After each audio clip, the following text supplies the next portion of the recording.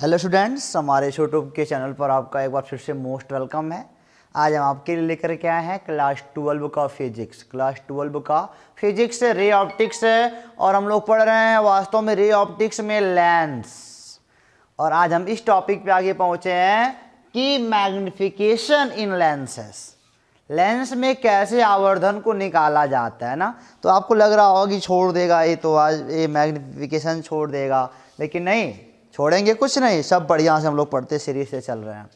तो magnification in lenses, magnification को linear बोलते हैं। लीनियर मैग्निफिकेशन वास्तव में होता है लीनियर, यहाँ पे हम लोग रेखीय कहते हैं इसको। ओके, कि लीनियर मैग्निफिकेशन इन लेंसेस कह सकते हो।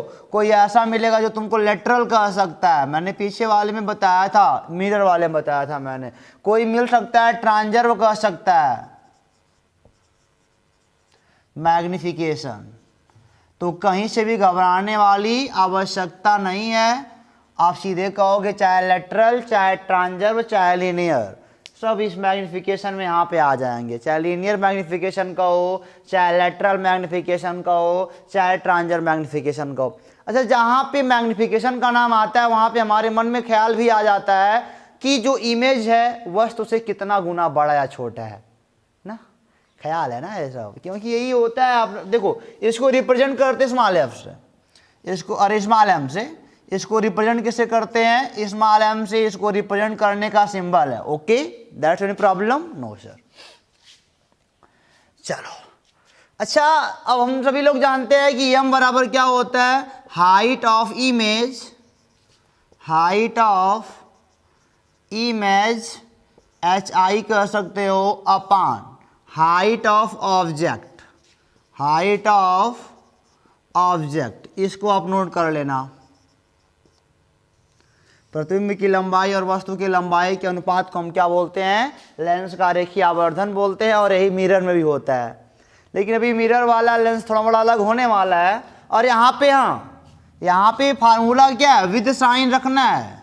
ये नहीं कि अब विद साइन का मतलब क्या कि मान लो अब वस्तु ऊपर है तो ऊपर की दूरी पॉजिटिव होती है प्रिंसिपल एक्सिस के, इमेज नीचे है तो प्रिंसिपल एक्सिस के नीचे वाली दूरी क्या होती है? निगेटिव होती है। तो यहाँ पे भी साइन काम करना।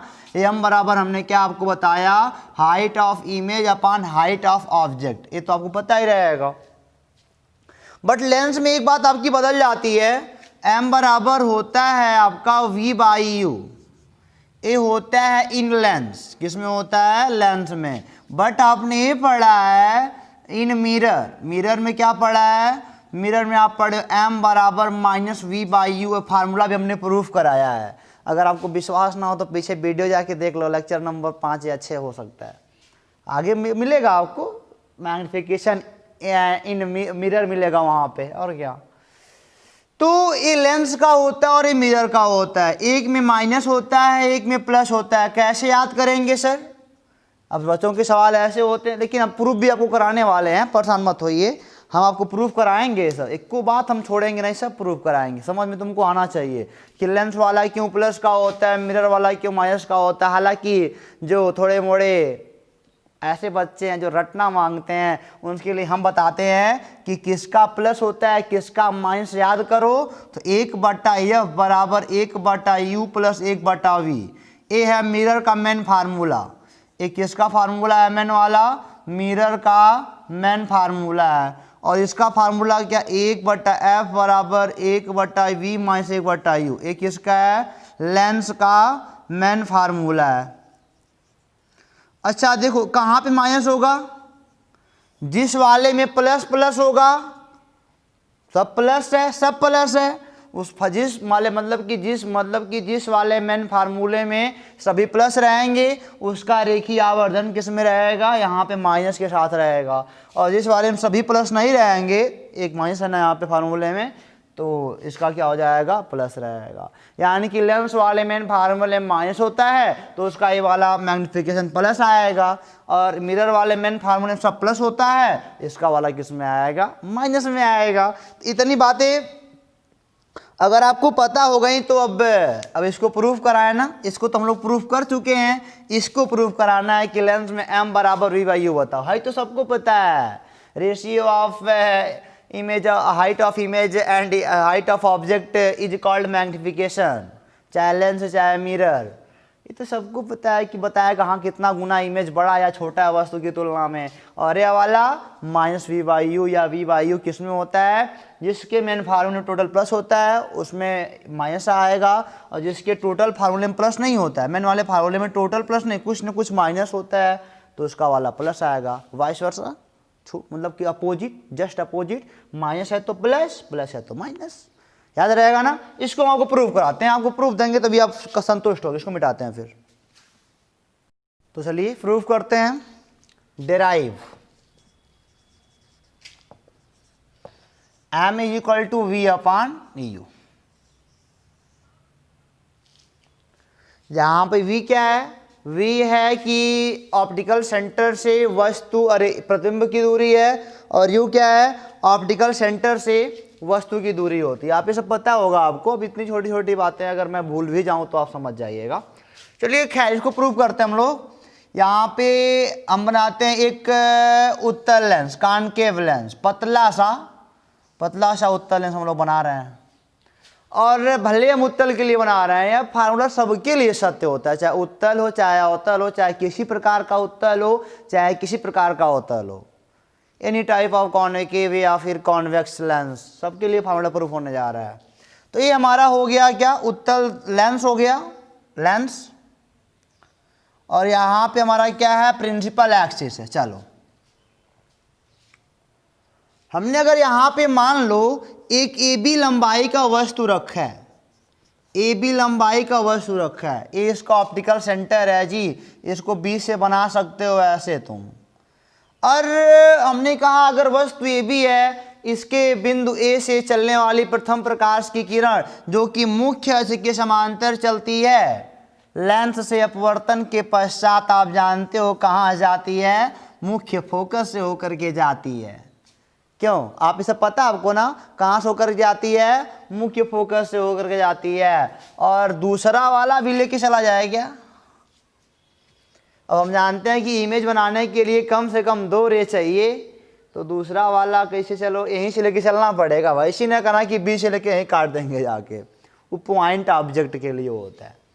अब यहीं से दूसरा जो कि ऑप्टिकल सेंटर से होकर के जाता है, बिना विचलित हुए सीधे क्या हो जाता है, निकल जाता है। जो प्रकाशिक केंद्र सी से होकर के जाता है ओ से यहाँ बोलेंगे ऑप्टिकल सेंटर होता है। ए वाले बिंदु से चला, यहीं पे काटा, और इससे यहाँ पे तो ए ही बनेगा, ए डैश यहाँ पे बना गया, और जो ऊपर वाला बचा वहाँ पे हमने बोल दिया क्या, वो बी डैश है। अच्छा चलो फिगर समझ में आ रहा है ना आपको। ये तो बनाए हो कई बार सर जी, बनाया, क्या बता रहे हो। यहाँ पे देखो, अगर मैं बोल दूँ इसको ओ बना लो पहले, नहीं तो कहोगे ए ओ है। चलो यह थीटा है, तो ये हमारा एंगल कितना होएगा, अगर यह थीटा है तो जस्ट अपोजिट फेस एंगल है, थीटा यह भी होगा। 2 लाइन काटेगा, जितना होगा उतना नहीं होगा, उतना 2 लाइन तो काट रहा है, वही वाला तो है। अगर यह 90 है, यह भी 90 है। हम बात करना चाह रहे हैं त्रिभुज ए बी ओ एंड त्रिभुज ए डैश बी डैश ओ, त्रिभुज ए डैश बी डैश ओ, हम इसी की बात कर रहे हैं आपसे। त्रिभुज ए बी ओ और ए डैश बी डैश ओ, ये दोनों लगभग सिमिलियर हो सकते हैं। प्रूफ चाहिए ना। देखो ये कोण बराबर हो गए, ये कोण बराबर हो गए, तीसरा ऑटोमेटिक बराबर होएगा। ये वाला इसी पे बात कर रहे हैं हम लोग। सिमिलियर के लिए तो आपको चाहिए ना कि क्यों सिमिलियर है, तो ये हवाला एंगल, ये 2 एंगल बराबर हुए ना, मतलब कि ये हवाला इसके बराबर, ये हवाला इसके बराबर, तो तीसरा भी उतना ही होगा। अरे भाई अगर है 45 है तो यो 45 होगा, है 90 है तो यो 90, तो बचा कितना, तो 90 45 135, 45 से अभी होगा तो 45 से अभी नहीं होगा यह पूरा, तो इसीलिए सिमिलियर है। हम कहेंगे कि चूंकि एंगल ए बराबर, छोड़ो इसे लिखने की आवश्यकता है ही नहीं, हम कहेंगे चूंकि त्रिभुज ए बी ओ सिमिलियर है किसके, त्रिभुज ए डैश बी डैश ओ के। अब सिमिलियर ट्रायंगल है तो जानते ही हो, लंब बटे लंब बराबर आधार बटे कर्ण का बराबर कह सकते हो कि जो इनकी लंबाई या फिर इनके आधार या फिर इनके हाइपोटेनियस का जो रेशियो होता है ना सेम होता है। अगर आपका मतलब कि ट्रायंगल जो है सिमिलर ट्रायंगल के रूप में देख रहे हो तो इनका जो लंबाई का रेशियो है, आधार का जो रेशियो है, कर्ण का जो रेशियो सब समान होता है जी। तो आपने पढ़ा है लंब बट्टा लंब ए डैश बी डैश, और इसका लंब कितना है ए बी। बस ये ध्यान देना कि जिसका पहले शुरू करना उसी का हर बार में पहले शुरू करना होगा। जैसे ए डैश बी डैश यहाँ से में से शुरू किए हो ना, ये क्या हो गया ए बी बराबर आधार अब इसी का लेना, यानी कि बी डैश ओ, आधार कितना है बी डैश ओ बटे यह कितना हो गया बी ओ। और एक बात तो जरूर आप ध्यान दीजिएगा, गौर कीजिएगा, इतना पतला है ना, इतना पतला है कि ओ कहो चाहे हाई कहो, यहाँ कहे तो कोई फर्क नहीं पड़ेगा, इतना छोटा होता है, इतना पतला होता है।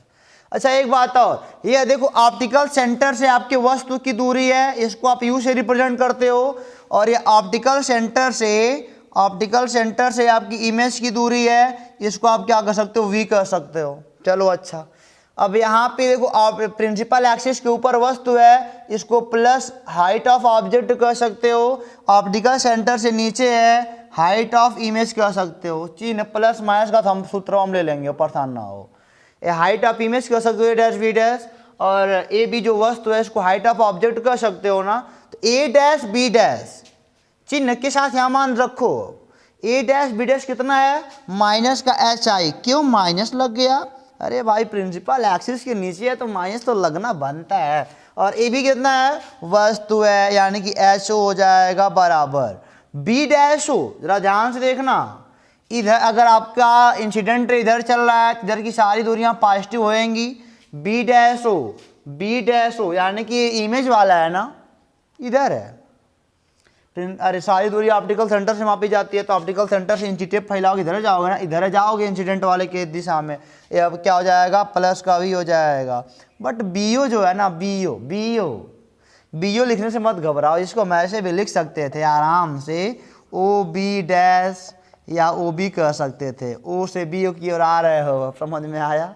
तो लिखने के ढंग पे मत जाएगा। देखिए किरण क्या कह रहा है, तो आप ऑप्टिकल सेंटर मतलब कि इंसिडेंट रे के विपरीत आप ये वस्तु की दूरी है, तो माइनस का यू हो जाएगा, ये कट जाएगा, यानी कि हमने क्या पाया H I upon H O बराबर वी अपान क्या होता है यू, और यही क्या होता है हमारा लीनियर मैग्निफिकेशन, लेटरल मैग्निफिकेशन और ट्रांसजर मैग्निफिकेशन, ये सब बात कर सकते हो। रेखीय आवर्धन कहते हो जिसको आप, ये हमारा मेन फार्मूला हो गया ना।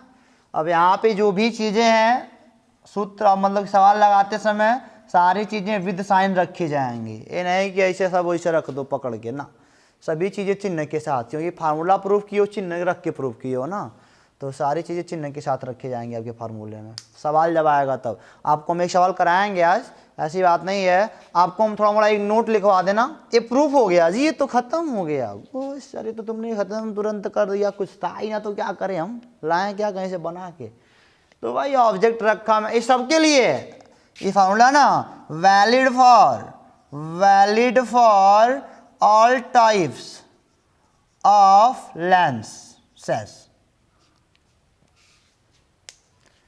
एक वस्तु रखना है, दो रे गुजारनी है, एक पैरेलल टू प्रिंसिपल एक्सिस और एक जाना है आपको कहाँ से ऑप्टिकल सेंटर से, जहाँ कट करेगी वहीं उल्टा इमेज बन रहा है। फटाक से यार लिख देंगे फटाक से, कोई दिक्कत है आपको? कोई दिक्कत नहीं। चलिए यहाँ पे नोट बनाए, तो नोट लिखिए, अभी मैं सवाल लगवाता हूँ फिर बढ़िया बढ़िया एक दो। नोट में आप लिखना कि इफ पहला M is positive, M is positive, अगर मैग्निफिकेशन आपका पॉजिटिव आता है तो क्या होगा, जैसे कि मैग्निफिकेशन के पॉजिटिव आने का मतलब एच आई और एच ओ का साइन सेम होगा। यहाँ पे लिख सकते हो H I and H O have same sign. अगर कभी मैग्निफिकेशन पॉजिटिव आता है तो H I and H O क्या है, सेम साइन में है, और जब सेम साइन में होता है तो दोनों प्रिंसिपल एक्सिस के ऊपर ही होएंगे। देखो ये सब लॉजिक है, समझ लोगे सवाल लगाने में बड़ा मजा आएगा, और नहीं समझोगे तो फिर वही है रट्टू विद्या घटंतु विद्या। तो यम बराबर H I upon H O positive तभी आएगा जब H I and H O have same sign, और सेम साइन कब रखेंगे, जब प्रिंसिपल एक्सिस के ऊपर बनेंगे दोनों, तभी इसे हम कहेंगे इसका इमेज कैसा होगा। अभी मान लो इमेज का मैग्निफिकेशन +2 में आ रहा है तो दैट टाइम कहोगे कि ये अपराइट बनाएगा, सीधा इमेज बनाएगा, उल्टा थोड़ी बनाएगा, ये सीधा बनाएगा। और सीधा का मतलब कैसा बनाएगा, वर्चुअल बनाएगा। ये सब सवाल लगाने में बहुत इंटरेस्टेड टॉपिक है। ये हम +2 है तो अपराइट डायरेक्ट इमेज बनाएगा, और दूसरा अगर अपराइट डायरेक्ट होता है तो दैट टाइम क्या होता है, वर्चुअल इमेज बनता है। तो इधर थोड़ी बनेगा, इधर आग बनाएगा कहीं नहीं है। खैर जब कभी मिलेगा ऐसा सवाल में। दूसरा, मान लो इफ m इज नेगेटिव, अगर m नेगेटिव है तब क्या मतलब, क्यों नेगेटिव हुआ होगा, क्योंकि because HI and HO have opposite sign. और इसका मतलब अपोजिट साइन मतलब क्या, एक प्रिंसिपल एक्सिस के ऊपर होगा तो एक प्रिंसिपल एक्सिस के नीचे होगा। तो दैट टाइम आप कहोगे सर ये इमेज इन्वर्टेड इमेज बनेगा। कैसा इमेज बनेगा, इन्वर्टेड यानी कि उल्टा, और उल्टा मतलब बनने का मतलब क्या, रियल बनेगा। तो मैग्निफिकेशन प्लस माइनस से आप सारी बातें बढ़िया से गौर कर लीजिएगा। अगर मैग्निफिकेशन प्लस है तो वर्चुअल इमेज देगा, मैग्निफिकेशन माइनस है तो रियल इमेज देगा, इन्वर्टेड यानी कि उल्टा देगा, अगर माइनस है तो प्लस है तो अपराइट यानी कि सीधा देगा। और एक बात और जान लो कि जो कॉन्वेक्स लेंस है ना, कॉन्वेक्स लेंस, यह बात हमेशा याद रखना, कॉन्वेक्स जो लेंस जो होता है वह प्लस भी दे सकता है और माइनस भी दे सकता है। यह इसका मैग्निफिकेशन +2 भी हो सकता है और नेगेटिव भी हो सकता है। क्या समझे, जो कॉन्वेक्स लेंस होता है उसका मैग्निफिकेशन +2 भी हो सकता है और कैसा हो सकता है, नेगेटिव भी हो सकता है। और लेकिन कॉनकेव का एक का केस है, कॉनकेव लेंस का एक का केस है कि हम हमेशा पॉजिटिव और सीधा इमेज बनाता है हमेशा। लास्ट वाले में जो कॉन्वेक्स होता है सीधा बनाता है और सब उल्टा बनाता है, इसलिए इसका मैग्निफिकेशन +2 भी हो सकता है, नेगेटिव भी हो सकता है। और कॉनकेव का ओनली +2 होता है मैग्निफिकेशन, यानी कि हमेशा सीधा इमेज बनाता है। ठीक है ना, हमेशा कैसा बनाता है, सीधा बनाता है। और सीधा बनाने का मतलब क्या, ये हमेशा वर्चुअल बनाता है जी, ये हमेशा कैसा बनाता है, वर्चुअल। और ये वाला वर्चुअल भी बना सकता है और वर्चुअल के बाद या रियल ही बना सकता है। और एक बात और, कॉन्वेक्स वाला इमेज बड़ा होता है, इसका इमेज वर्चुअल वाले में बड़ा होता है, यानी कि हाइट ऑफ इमेज बड़ा होता है हाइट ऑफ ऑब्जेक्ट से, वर्चुअल के केस में, इसके वर्चुअल के केस में। और इसके वर्चुअल के केस में हाइट ऑफ इमेज छोटा होता है हाइट ऑफ ऑब्जेक्ट से, ऐसे हाइट ऑफ इमेज छोटा होता है हाइट ऑफ ऑब्जेक्ट से। तो उम्मीद करते हैं कि ये सब बातें आपको समझ में आ गई हैं, ये सब जो तरीके हैं आपको समझ में आ गए ना। तो अब हम लगाएंगे सवाल, फिर उसका वीडियो बंद करते हैं और फिर बड़े बड़े सवाल अगले वीडियो में लगाएंगे। तो समझ गया ना, ये सारी बातें आप नोट कर लो अच्छे तरीके से। इसको मिटाते हैं फिर। स्टूडेंटों देखो जरा, सवाल आपके सामने लिखा गया है, इंग्लिश लिखा है सर जी, तुम ही पढ़ो तो बढ़िया लगेगा। चलो देखो जरा आराम से, कुछ है नहीं, इंग्लिश सबसे आसान लगे होता है ना। Find the position, size and nature of image. Position स्थिति बतानी है, कितना दूर बना है, साइज कितना बड़ा बना है, नेचर की आभासी यानी कि वर्चुअल या फिर रियल है। Image formed by a convex lens, एक कॉन्वेक्स लेंस का जो बनाया गया है, ऑफ फोकल लेंथ 10 सेंटीमीटर, जिसका फोकल लेंथ कितना है, फोकस दूरी 10 सेंटीमीटर है। और कॉन्वेक्स की फोकस दूरी कैसी होती है, पॉजिटिव होती है, सबको पता है। चलो अच्छा, when a 2 centimetre long object, जब एक 2 सेंटीमीटर लंबा वस्तु is kept in front of lens, lens के सामने रखा जाता है, एट अ डिस्टेंस ऑफ, मतलब कि दूरी पर 15 सेंटीमीटर की दूरी पर, 5 सेंटीमीटर की दूरी पर, तब वो बताना है पोजीशन इमेज का, और इसका रे डायग्राम भी बनाना है। कोई बात नहीं है सर। देखो जरा, फोकल लेंथ एफ का मान कितना दिया है, एफ का मान दिया है 10 सेंटीमीटर प्लस का लेना है। चलो लेंस बनाओ फटाक से, रे डायग्राम बनाने के लिए बोल दिए हैं श्रीमान। चलो अच्छा, हाइट ऑफ ऑब्जेक्ट कितना है, 2 सेंटीमीटर का हाइट ऑफ ऑब्जेक्ट है। मान लो वस्तु ए बी है, 2 सेंटीमीटर इसका हाइट है, चलो ऊपर की ओर प्लस ही लेना पड़ेगा। और बोल रहा है कि वस्तु की दूरी यहाँ से ऑप्टिकल सेंटर से वस्तु की दूरी पहली बार तो है 15 सेंटीमीटर, यानी कि u बराबर आप जानते हो रे ऐसा कहीं गुजरेगी, ऐसे नहीं कहीं गुजरेगी जी। तो देखो जरा ये हो जाएगा माइनस का, क्योंकि अब रे इधर जा रही है, आप इधर की दूरी माप रहे हो, तो मैथ्स होना है ना। अब कैसे कटाएं, तुरंत नहीं कटाएंगे, तुरंत कटाएंगे तो हो सकता है गलती हो जाए, पहले उत्तर वाला आते हैं तब कटाते हैं। लेंस का फार्मूला क्या होता है, 1/f बराबर 1/v माइनस 1/u पढ़े हो। 1/f यानी कि 1 प्लस का 10, 1/v नहीं पता है, u का मान 1 माइनस का 15, a प्लस हो जाएगा, लेकिन जब इधर आएगा ना तो बेचारा फिर से माइनस हो जाएगा। 1/v बराबर है ऐसे गुणा कर लोगे, 15 माइनस 10/150, 5/150, ये आएगा 1/30, क्रॉस मल्टीप्लाई कर लोगे तो v बराबर आ जाएगा प्लस का 30 सेंटीमीटर। यानी कि इसका फोकस लेंथ कितना है, 10 है, कहीं 10 पे थोड़ी काटा है, 30 बनाना, यानी आगे जाएगा ना। अभी प्लस का है, प्लस का मतलब कि आपतित किरण की दिशा में इनको जाना है, तो यानी कि ऐसे रे गई होगी ऐसे।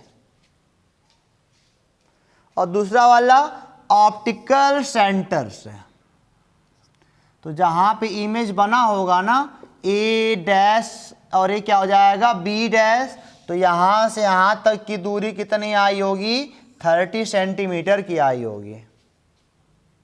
प्लस के नाते उधर बनाना पड़ रहा है कि आपतित किरण की दिशा में तब प्लस आया है v का मान। अच्छा देखो जरा उल्टा बना है, प्लस का मतलब क्या होता है, हाँ यहाँ पे प्लस का मतलब क्या होता है, चलो जरा देख लेते हैं क्या कहता है। अभी आवर्धन निकालेंगे ना, आवर्धन बताएगा, हमको तो पता था कि ये वाला इधर बनाएगा तो उल्टे बनाएगा, प्लस का 30 था उल्टे बनाएगा। अभी आवर्धन भी हेल्प करेगा। आवर्धन m बराबर क्या होता है, आप कहोगे sir HI/HO equal to V upon क्या होता है, U होता है। चलो अच्छा कोई बात है नहीं है। अभी हमको HI/HO नहीं पता है, अभी हमको पता है m बराबर क्या V/U। V का मान चिन्ह के साथ 30 रखना पड़ेगा और U का मान चिन्ह के साथ क्या रखना पड़ेगा आपको, U का मान चिन्ह के साथ आपको रखना पड़ेगा माइनस का U कितना है 15, तो ये कट जाएगा 2 आएगा। m का मान आया निगेटिव, और m का मान निगेटिव आने का मतलब क्या कि इमेज इन्वर्टेड बनेगा, इन्वर्टेड माने उल्टा बनेगा, और उल्टा के माने क्या बनेगा, रियल बनेगा। यम निगेटिव हुआ ना तो यम से तो बताएगा, यम हमारी हेल्प करता है बताने में इमेज इन्वर्टेड है, रियल है, वर्चुअल है, जो भी है। अब इमेज मतलब कि एम का मान आया माइनस में तो उल्टा बना है, उल्टा बना तो रियल है। और यहाँ पे हमको पता है चूंकि HI/HO यही तो एम होता है, एम का मान -2 HI अब बट HO का मान 2 है, -2 गुणा कर लोगे, height of image equal to -4 centimetre. कुछ बच्चे हमारे परेशान हो रहे होंगे सर जी हमारे हाइट ऑफ इमेज जो बुक में आंसर दिया है ना वो 4 सेंटीमीटर दिया है, तो तुम्हारे बुक में लिखा होगा उल्टा है, हाई लिख दोगे। माइनस का मतलब क्या, इमेज उल्टा है वस्तु का, इसीलिए माइनस में आ रहा है। तुम अपना उत्तर नीचे लिखो कि अतः इमेज 4 सेंटीमीटर लंबा है और उल्टा है। वो छोड़ दो, लिख के आते हैं, ये बता दो क्या करना है। तो माइनस उत्तर दे प्लस में दे, उसके थोड़ा कहने का लाजा समझिएगा। तो ये पहला वाला हो गया, रे डायग्राम भी पूरा होता है हमारा। अब दूसरा वाला 5 सेंटीमीटर का देखते हैं, ये वास्तव में वर्चुअल बनेगा, भी लगाते हैं इसको फिर भी। तो समझ में आ गया ना। तो यम निकालना बहुत आसान काम होता है, बहुत बड़ा काम नहीं होता है। अब यहाँ पे 2 आने का मतलब क्या है कि यम का मान 2 आने का मतलब क्या, जो हाइट ऑफ इमेज है ऑब्जेक्ट का 2 गुना है। मैंने बताया था ना कि यही बताता है क्या गुना वस्तु का है, 2 गुना है। देखो यह 2 है तो यह 4 है ये 2 आया था हम तब जान गए कि 2 गुना है। अगर 1/2 आता तो आधा है, तब एक क्या आता वहाँ पे, लेकिन 2 है तो भाई 4 आना है। तो बेटा इसको मिटा के अगला वाला इसको लगाते हैं, देखते क्या कहता है। तो इसका दूसरा वाला सवाल जरा देखो, कर आपकी बार 5 सेंटीमीटर की दूरी पर वस्तु है, यू का मान, अब यहाँ पे लेंस बना लो, पहले लेंस बनाओगे तो इसका मतलब है इसे कहीं वस्तु होगा 2 सेंटीमीटर लंबा चौड़ा, चौड़ा कहाँ हो सकता है अभी यहाँ पे, चलो अच्छा ये क्या हो गया, यहाँ से ऑप्टिकल सेंटर से वस्तु की दूरी कितनी हो गई 5 सेंटीमीटर, ऑप्टिकल सेंटर से 5 सेंटीमीटर हुआ वस्तु का दूरी, ठीक है, चलिए अच्छा कोई बात नहीं है। और यहाँ पे पहली जो रे जाएगी ऐसे समांतर जाएगी, यहाँ पे टकराने के बाद प्रिंसिपल एक्सिस से समांतर जा रही है, तो इसे मतलब कि अपवर्तन के पश्चात मुख्य फोकस से होकर के ऐसे गुजर जाएगी ना, मानते हैं ऐसा, चलो अच्छा देखते हैं क्या होता है, अभी कुछ पता नहीं है। u का मान आएगा -5 में, क्योंकि आपतित किरण की दिशा में अगर दूरी यहाँ लेते हो तो प्लस है, बाकी माइनस इधर आते हो उल्टा, तो v का मान ना पता, और f का मान अब उत्तल है तो फिर -10 थोड़ी हो सकता है, तो 1/f बराबर 1/v माइनस 1/u से 1/+ का 10 1/v माइनस, और हाई माइनस हो जाएगा प्लस 1/5। ओहो सर जी, तो 1/v बराबर कितना हो जाएगा 1/10 माइनस 1/5, 1/v बराबर ये -5 माइनस 10 यानी कि -5/50, ये आएगा v बराबर, वैसे गुणा करोगे तो -10 सेंटीमीटर, यानी कि माइनस में आ रहा है इमेज इधर बना है, इधर बना है, कितना दूरी पर 10 सेंटीमीटर की दूरी पर, वो भी 5 इधर आना पड़ा, कितना बड़ा बना है अभी हमको कुछ क्लू नहीं पता है कितना बड़ा बना होना है, लेकिन अभी क्लू पता चल जाएगा, क्योंकि m बराबर क्या होता है v/u होता है, चिन्ह के साथ रखो तो इधर है v है माइनस में आएगा, इधर है u है भी माइनस में आएगा, m का मान 2 आ गया, m का मान प्लस का 2 आया, प्लस का 2 का मतलब क्या, इमेज जो है ना वह कैसा है,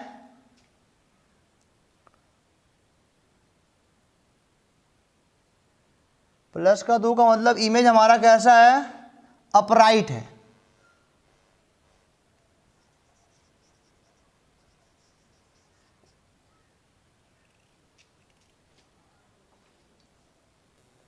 और जब इमेज बच्चों अपराइट है ना, अपराइट होने के नाते ही क्या हो जाएगा, ये वर्चुअल है, सीधा है, अपराइट मतलब सीधा है, सीधा मतलब वर्चुअल है।